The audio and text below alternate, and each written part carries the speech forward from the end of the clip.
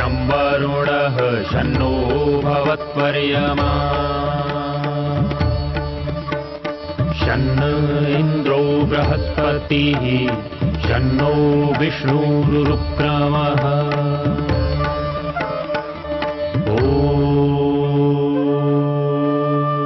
शान्ति शान्ति शान्तिः।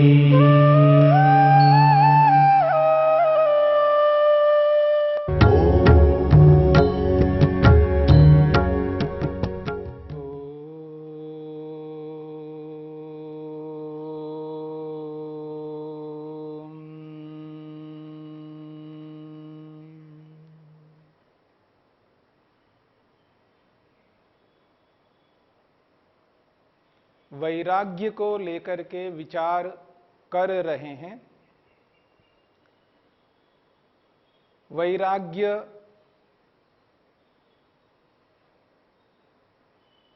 जिसको लेकर के मनुष्य भय डर उत्पन्न करता है,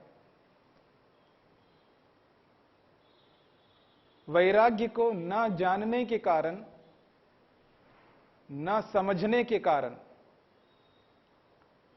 व्यक्ति को डर लगता है।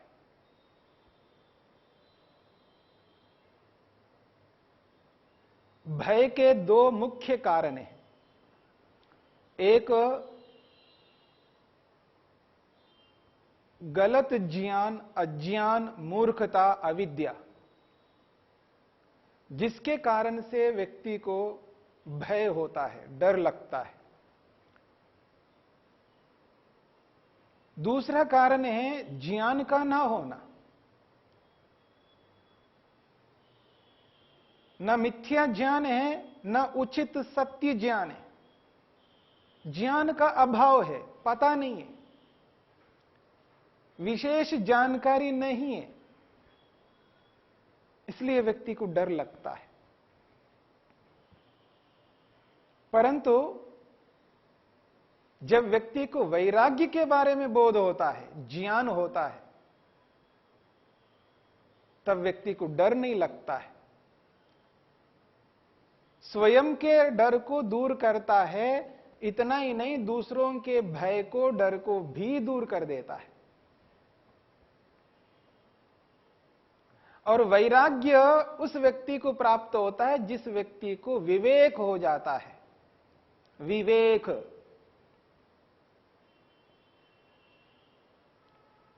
विवेक उसका नाम है जो वस्तु के, पदार्थ के यथार्थ स्वरूप को सामने रखता है। विवेक उसको कहते हैं जो पदार्थ को पदार्थ के रूप में, पदार्थ का जैसा स्वरूप है वैसा ही वह स्पष्ट कराने वाला होता है। जो वस्तु जैसी है उस वस्तु को उसी रूप में स्पष्ट कराने वाले को विवेक कहते हैं। वस्तु के गुण, कर्म, स्वभावों को, वस्तु के जैसे गुण हैं, जैसा उसका स्वभाव है, जैसे उसके कर्म हैं, उसी रूप में विवेक स्पष्ट करता है।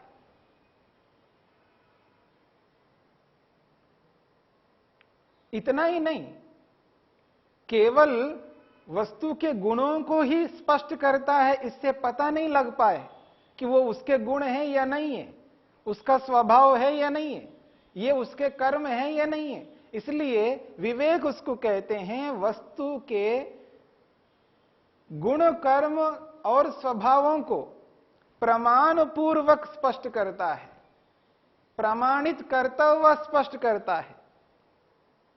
चाहे वो प्रत्यक्ष प्रमाण के माध्यम से हो, चाहे वो अनुमान प्रमाण के माध्यम से हो, या शब्द प्रमाण के माध्यम से हो। वस्तु के गुण, कर्म, स्वभावों को प्रमाण पूर्वक स्पष्ट कराने वाले को विवेक कहते हैं। इतना ही नहीं, वस्तु के गुण, कर्म, स्वभावों को प्रमाण पूर्वक बताता हुआ, प्रमाणित करता हुआ उस वस्तु को अन्य वस्तुओं से पृथक, अलग करके स्पष्ट करता है।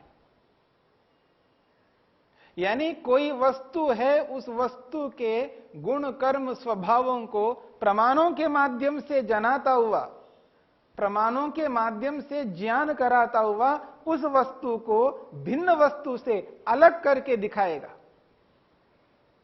यह विवेक की विशेषता है, इसका नाम विवेक है।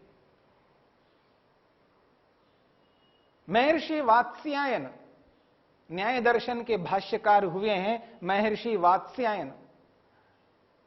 वो कहते हैं विवेक किसे कहते हैं, यथार्थ ज्ञान किसे कहते हैं, जिसे ज्ञान विज्ञान कहते हैं, उसका अर्थ क्या है? वो कहते हैं तस्मिन् इति तद ज्ञानम, तस्मिन् इति तद ज्ञानम। जो वस्तु जैसी है उसको वैसा ही समझता है।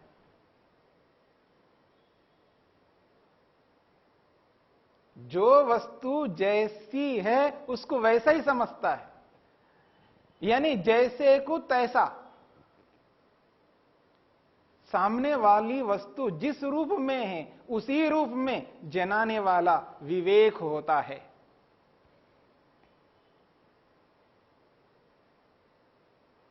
विवेक ऐसा कार्य करता है जिस प्रकार से एक हंस कार्य करता है। जो विवेकी व्यक्ति होते हैं, जो ज्ञानी व्यक्ति होते हैं, जो महापुरुष होते हैं, जो ऋषि होते हैं, उनके लिए कहा जाता है हंस। हंस की उपमा, हंस वो कार्य करता है जो अमूमन कोई और नहीं करते हैं। उस हंस के अंदर एक बहुत बड़ी विशेषता है, वैसा ही विवेकी व्यक्ति करता है। हंस के बारे में सुना जाता है, कहा जाता है, प्रचलित है। हंस कहां रहता है? तालाबों में, बड़े बड़े सरोवरों में, जहां पुष्कल मात्रा में पानी हो। हंस पानी में रहता है। हंस का कार्य जो कमलों के बीच में विद्यमान रहता है, कमल उसका प्रिय होता है, और हंस के लिए कहा जाता है वो दूध का दूध और पानी का पानी अलग करता है। उसके अंदर बहुत बड़ी विशेषता है। देखिए, हम नहीं कर पाते। आज व्यक्ति परेशान है दूध को लेकर के। मिलावट का दूध मिलता है व्यक्ति को, उसको यह एहसास नहीं होता, यह बोध नहीं होता है कि यह दूध शुद्ध है या अशुद्ध है, इसमें पानी मिला हुआ है अथवा नहीं है। और आजकल यंत्रों से भी पता लगाते हैं, फिर भी पानी मिलाने वाले पानी मिलाते ही हैं। पर हंस एक ऐसा काम करता है जो मनुष्य नहीं कर पाता है। जो यंत्रों के माध्यम से मनुष्य करता हो, वो उस हंस बिना यंत्र के करता है। वो दूध को अलग कर देता है, पानी को अलग कर देता है। ऐसा नहीं है कि हम दूध के अंदर पानी मिला करके हंस के सामने रख दे और वो उन दोनों को अलग कर दे, अथवा वो दूध को पी ले और पानी को त्याग कर दे। ये ऐसा कार्य नहीं करता है हंस। हमारे द्वारा दिया गया जो दूध है उसमें से पानी को अलग कर दे और दूध को ले ले, ऐसा नहीं करता है। फिर भी उसको यह कहा जाता है हंस, जो दूध को अलग पानी को अलग कर देता है। जो सरोवरों में जहां पर कमल होते हैं और उनके बीच में हंस विचरण करता है, जब जब उसको भूख या प्यास लगती है, वो कमल नाल उसको तोड़ करके उस नाल के अंदर दूध रहता है और रस भी रहता है, पानी का भाग भी रहता है और दूध का भाग भी रहता है, दोनों मिले रहते हैं वहां पर हंस के अंदर एक विशेषता है, वो कमलनाल को, उस डंडे को तोड़ करके उसके अंदर जो दूध है, केवल दूध को वो खींच लेता है और पानी को छोड़ देता है, रस को छोड़ देता है। क्या विशेषता है हंस के अंदर? वो केवल दूध को ग्रहण करता है। उसमें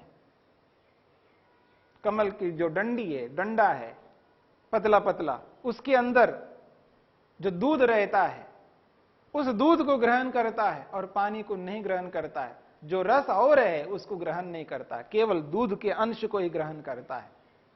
क्या विवेक है उसके अंदर! यही स्थिति एक योगी के अंदर, एक महापुरुष के अंदर, एक ऋषि के अंदर रहता है। यह जो विशेषता है उसी व्यक्ति के अंदर रहेगी। वो योगी विवेकी उचित को उचित और अनुचित को अनुचित, सत्य को सत्य, असत्य को असत्य, न्याय को न्याय, अन्याय को अन्याय स्वीकार करता है, मानता है, पृथक कर देता है। कहीं न्याय में अन्याय जुड़ जाए तो उस अन्याय को अलग कर देता है, न्याय न्याय को देखता है। यह है विवेकी का कार्य। संसार में जो कोई भी वस्तु उसको दिखाई देती है, उस वस्तु को वो देख करके पहचान लेता है कि ये वस्तु सुखदाई है अथवा दुखदाई है, ये वस्तु दुख देने वाली है या सुख देने वाली है। ये विवेक का काम है, ये विवेकी व्यक्ति का कार्य है। वस्तु के यथार्थ स्वरूप को जानने का काम व्यक्ति करता है। ये विवेक वस्तु के यथार्थ ज्ञान को जनाने वाला होता है, स्पष्ट करने वाला होता है। उचित को उचित, अनुचित को अनुचित, सुखदायी वस्तु को सुखदायी और दुखदायी वस्तु को दुखदायी। जैसे एक इंजीनियर, हार्डवेयर के इंजीनियर किसी कंप्यूटर को खोल करके देख लेता है, वो स्पष्ट पता लगता है इसमें क्या कमी है, क्या चीज है, उनको अलग करता है, पार्ट्स को अलग अलग करता है। ठीक इसी प्रकार एक विवेकी व्यक्ति, योगी व्यक्ति, महापुरुष व्यक्ति, एक ऋषि व्यक्ति जिसके पास विवेक है, वो उसी प्रकार किसी सुखदायी वस्तु को खोल करके देख लेता है। सांसारिक कोई भी सुख है, उस सुख को खोल करके उस सुख के अंदर रहने वाले उन दुखों को पहचान लेता है। हां, सुख के अंदर भी दुख विद्यमान है। सांसारिक कोई ऐसा सुख नहीं है जिस सुख के अंदर दुख ना हो। वो आम आदमी को पकड़ में नहीं आता है। वो विवेकी व्यक्ति इस बात को समझ लेता है, वो योगी व्यक्ति इस बात को पहचान लेता है कि हां, इस सुख के अंदर दुख मिला हुआ है। जैसे किसी मिठाई के अंदर विष मिला दिया जाए, न बताया जाए तो खा लेंगे सब, लेकिन जो मिठाई बेचने वाला है उसको यह पता है कि इसमें विष है, क्योंकि उसी ने देखा। छिपकली गिर जाए उसके अंदर, उसको हटा दिया उसने और मिठाई को बेच दिया। उसको पता है इसके अंदर छिपकली है, छिपकली का विष इसके अंदर आ गया है, पर वो उसको ग्रहण नहीं करता है। लेकिन ग्राहक जो मिठाई लेने आए हैं, उनको क्या पता इसके अंदर विष है या नहीं है। ठीक इसी प्रकार से प्रत्येक सांसारिक सुख में दुख मिला हुआ है, और एक नहीं, दो नहीं, तीन नहीं, चार दुख मिले हुए हैं। इस बात को वो विवेकी व्यक्ति अपने विवेक से पहचान लेता है। उसके विवेक स्पष्ट करा देता है कि इसके अंदर सुख के साथ साथ दुख भी है। यह है विवेक। विवेक बहुत उत्कृष्ट चीज है। जिसको विवेक हो जाता है वो इस बात को एहसास कर लेता है कि संसार में जो सुखदायी वस्तु है वो सुखदायी के रूप में नहीं है, उसके साथ साथ दुख भी मिला हुआ है। और जो ईश्वर है और ईश्वर का जो आनंद है वो केवल सुखदायी है, केवल सुख देने वाला है, उसमें कोई दुख मिला हुआ नहीं है। इस बात को पहचान लेता है। संसार में जिन लोगों के साथ रहता है विवेकी व्यक्ति, जिन लोगों से उसका संबंध है, उनके साथ संबंध रखता हुआ, संबंध को निभाता हुआ, अपने कर्तव्यों को पूरा करता हुआ, उन सबको ऐसा ही देखता है जैसा वे सब होते हैं। वो माता हो, पिता हो, कोई भी हो, वो ये समझता है ये जो शरीर है, जिन शरीरों में जिनको मैं माता पिता आदि मानता हूं, ये शरीर एक दिन नहीं रहेंगे। उसको पहले से एहसास होता है एक दिन ये रहेंगे नहीं, एक दिन मेरे साथ ये दिखेंगे नहीं। वो इस बात को एहसास करता है, विवेक है उसको। इसलिए ऐसे व्यक्ति को दुख भी नहीं होता है, क्योंकि जो उत्पन्न होता है वो नष्ट होता है, और जो नष्ट होता है वो वापस कभी दोबारा आएगा। यदि मृत्यु है तो जन्म है, और जन्म है तो मृत्यु है। किसी की मृत्यु हो रही है तो उसको एहसास होता है कि इसके बाद उसका जन्म होगा, और जिस किसी का जन्म होता है उसको देखता है तो उसको यह एहसास होता है इसकी मृत्यु होगी। इस बात को समझने का प्रयत्न करना। इसलिए विवेकी व्यक्ति को जन्म से और मृत्यु से कोई ऐसी समस्या नहीं रहती है, उदासीन रहता है व्यक्ति। जन्म से ना वैसा उसको सुख होता है जैसे एक आम आदमी को होता है, मृत्यु से उसको किसी भी प्रकार का दुख नहीं होता है जो दुख आम आदमी को होता है।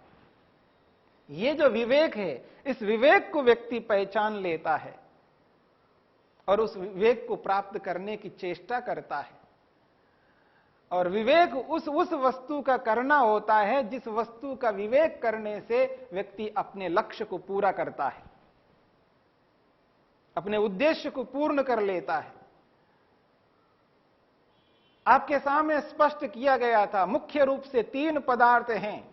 एक ईश्वर, उस ईश्वर का विवेक उत्पन्न कर लेता है। एक स्वयं आत्मा, ईश्वर से भिन्न है जीवात्मा, जो ईश्वर को पाना चाहता है, स्वयं का विवेक उत्पन्न कर लेता है। और ये आत्मा बिना साधन के ईश्वर को प्राप्त नहीं कर सकता है। ये जो संपूर्ण ब्रह्मांड जो हमको दिखाई दे रहा है, इस ब्रह्मांड में स्थित जितने भी पदार्थ हैं, वो पदार्थ उस ईश्वर को प्राप्त करने के साधन हैं। उनको साधनों के रूप में जानता है, समझता है, और समझ करके उन साधनों को अपनाता है, अपना करके उस ईश्वर को प्राप्त करने की चेष्टा करता है।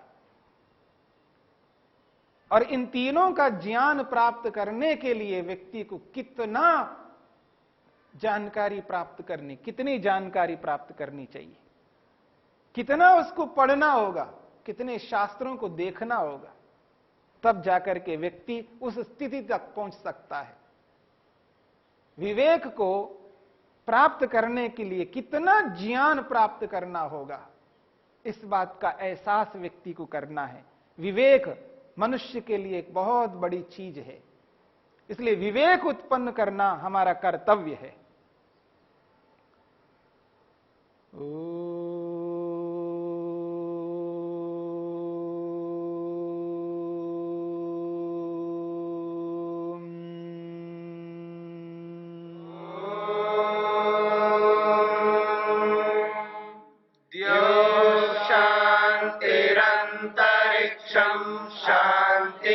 पृथिवी शान्तिरापः शान्तिरोषधयः शान्तिः वनस्पतयः शान्तिर्विश्वे